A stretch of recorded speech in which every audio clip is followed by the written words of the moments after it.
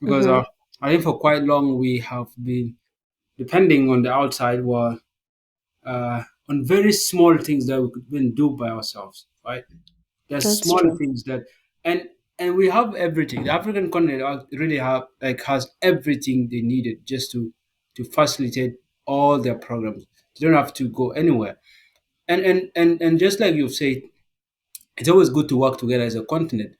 But the challenge here also comes, especially when most of our unifying bodies in Africa, they are still under the control of these foreign powers. When you're talking about the African Development Bank, most of the guys who funding it, majority of the funders are not even African countries, coming from outside.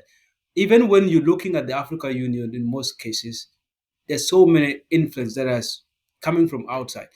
That's why when we had the elections in February of the Africa Union Commission chair, people had different interests during the elections. That's why the election ended up like in a form of people ended up voting in and aligning themselves to their former colonies, right?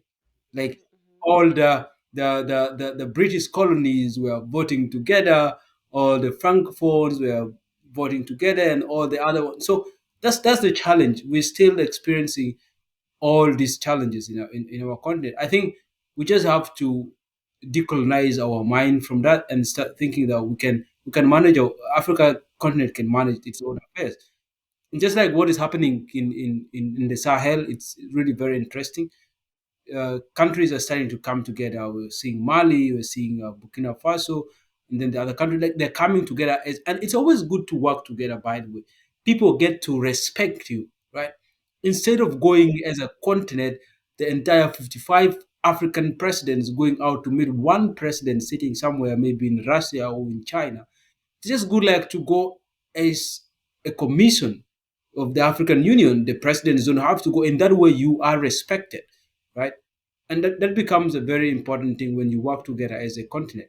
But if you work as an individual country, it's going to be hard for you to be heard by these superpower countries. They will never hear you, never.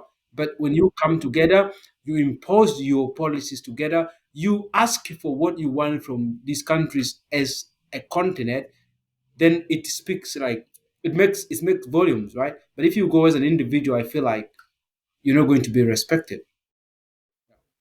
Absolutely. And I totally agree with you.